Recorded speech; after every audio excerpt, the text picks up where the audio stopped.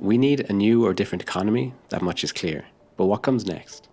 This video will explore one basis for an economy that prioritizes social and ecological connections over private profit, the Social Solidarity Economy, or SSE. Latin America is often seen as the heartland of the social solidarity economy. It emerged there in the 1990s and came to prominence with the influential World Social Forum gatherings, first held in Brazil in the early 2000s. This gathering was a counterpoint to the controversial World Economic Forum, and SSE refers to a wide range of economic practices that go against the grain of mainstream economics.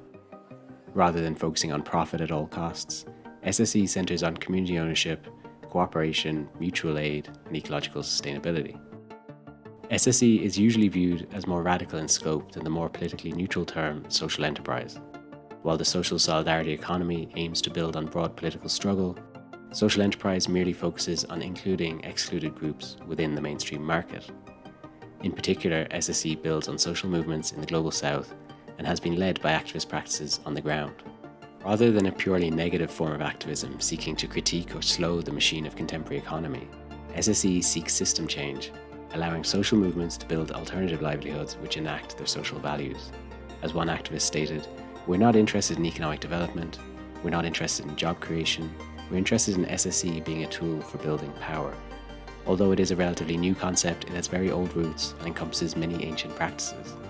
Today, this can take the form of establishing cooperatives or solidarity economic forms, such as solidarity agriculture, or more antagonistically, it can involve the occupying or expropriation of existing spaces of production, such as factories or farmland, and using them for the common good.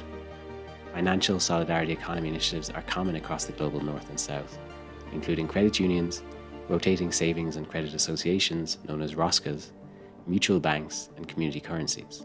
For Low and Shear, it is about imagining, building, fighting for, and defending the conditions from which we can realize and embrace our interdependence with other people, beings, and planetary life systems.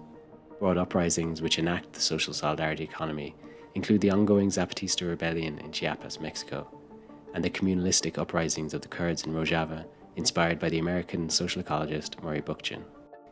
Everyday solidarity has also come into being through the expropriation of factories, as happened in Argentina in the aftermath of the 2001 economic crisis, or through renewed and equal trade connections through truly fair trade.